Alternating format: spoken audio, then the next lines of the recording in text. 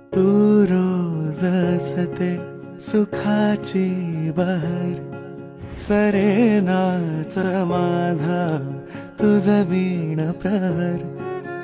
तू माझे जग, जगाची भाषा, तुझ वीण सोडून मज कोण आशा.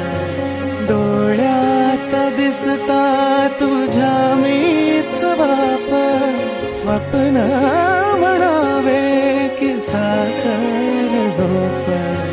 आशेची पणती रोजच तेवल, नव्या नात्याच पहिलं हे पान.